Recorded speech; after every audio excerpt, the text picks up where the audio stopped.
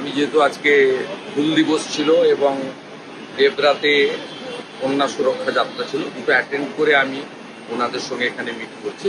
আমাদের যিনি জিএস ছিলেন এমএলএ অগ্নিমিত্রা পাল মহোদয়া, তিনি ফিক্সড করে দিয়েছিলেন মিটিংটা। আমরা একটা 20-25 মিনিটের একটা মিটিং করলাম। তাতে আমি বেশ কিছু পয়েন্ট বলেছি যেগুলো আপনাদের বলার বিষয় নয়, পাবলিকলি যেটা আমি বলতে পারি। আমি ওনাদের বলেছি যে আপনাদের ন্যাশনাল বিজেপি পাঠিয়েছে, ন্যাশনাল বিজেপি এবং এনডিএ ভারত সরকার চালাচ্ছে।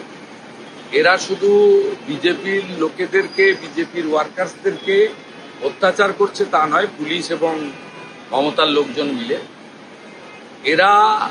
এদের দুটো টার্গেট পয়েন্ট হয়েছে এখন। একটা হচ্ছে মহিলা, কন্যা থেকে মা পর্যন্ত, আর সেকেন্ড টার্গেট হচ্ছে হিন্দু।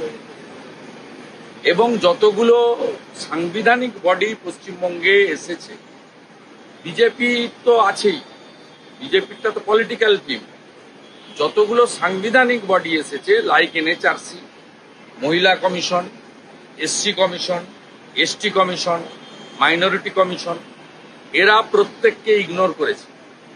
এমনকি আমি বলেছি অর্জুন সিং মহোদয়কে যখন অজয় ঠাকুর, অমরনাথরা ফিজিক্যালি ম্যানহ্যান্ডেল করে, সেখানে প্রিভিলেজ কমিটির নোটিশে পর্যন্ত এসপিরা যায়নি, আইপিএসরা যায়নি। এবারে সেম ইনসিডেন্ট ঘটিয়েছে সুকান্ত মজুমদারের উপর। তিনি নট অনলি এমপি, তিনি একজন এমওএস। তিনিও প্রিভিলেজ কমিটিতে কমপ্লেন করেছেন। এই বিষয়গুলো দেখা দরকার। এদের ঔদ্ধত্যটা যেখানে গেছে, এরা পার্লামেন্টারি সিস্টেমকে মানে না, এরা সাংবিধানিক বডিগুলোকে মানে না। 2021 সাল থেকে আজ অব্দি যতগুলো রেকমেন্ডেশন মহিলা কমিশন, এনএচআরসি দিয়েছে, কোনো রেকমেন্ডেশন এরা অ্যাকসেপ্ট করে না, উত্তর দেয় না। এই যে কেস্টর কেসে সেকশন অ্যাড করতে বলা, তারপরে ওখানকার এসপিকে তলব করা, এবং যা যা রেকমেন্ডেশন দিয়েছে, কোনো রেকমেন্ডেশন এরা মানে না। এসসি এসটিদের ক্ষেত্রে যাদের ক্ষতিগ্রস্ত হয়েছে 4 বছরে, তাদের ক্ষতিপূরণ দেওয়ার ক্ষেত্রেও ডিএমদেরকে একটাও ইনস্ট্যান্ট নেই, এক্সিকিউশন করেছে, ইমপ্লিমেন্ট করেছে। এরা ভারত সরকারের সংবিধান, ভারতবর্ষের সংবিধানকে মানে না। আমি বলেছি আপনারা এই বিষয়ে থ্রু আমাদের ন্যাশনাল প্রেসিডেন্ট সরকারকেও এই বিষয়টা জানা দরকার রয়েছে এবং সামনে আনা দরকার। এদের শিক্ষা দেওয়া দরকার আছে। রেকমেন্ডেশন না মানলে তারা সুপ্রিম কোর্টে যেতে পারে, আমার নিজের ধারণা এটা।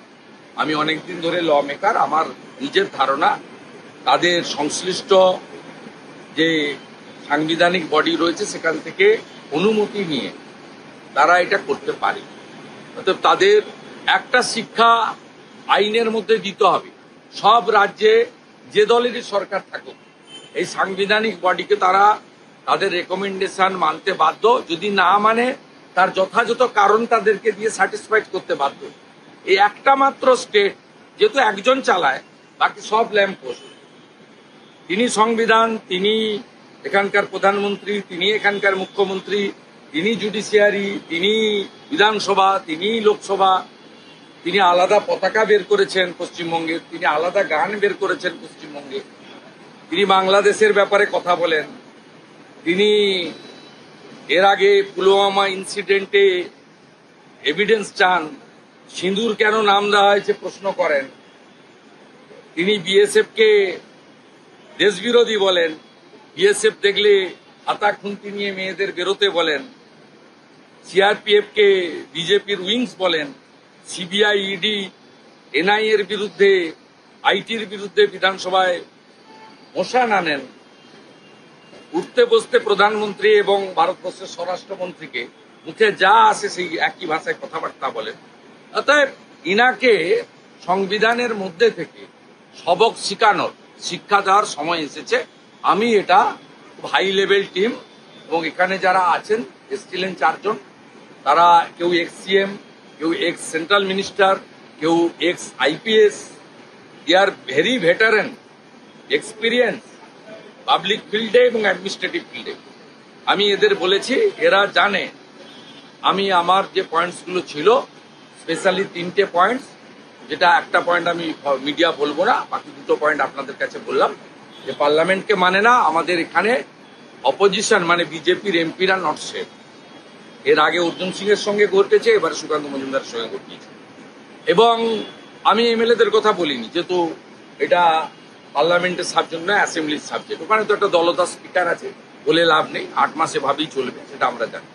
আর সেকেন্ড থিং আমি বলেছি যে কোনো সাংবিধানিক বডিকে মানে না, এবং ধুলিয়ান শামশেরগঞ্জের সময় হিন্দু পলায়নের ক্ষেত্রেও মহিলা কমিশনের যে রেকমেন্ডেশন ছিল, কোনো রেকমেন্ডেশন এরা মানেনি। অভয়ের ক্ষেত্রে যে রেকমেন্ডেশন ছিল, রেকমেন্ডেশন না, অ্যাডভাইস এবং প্রপার একদম বলা যেতে পারে প্রপোজাল, ডাইরেকশন টাইপের, এরা সেটা মানেনি। এদের এবারে শিক্ষা দেওয়ার সময় এসেছে মমতা ব্যানার্জিকে, যে সংসদীয় ব্যবস্থা, সাংবিধানিক ব্যবস্থা, বাবা সাহেব আম্বেদকর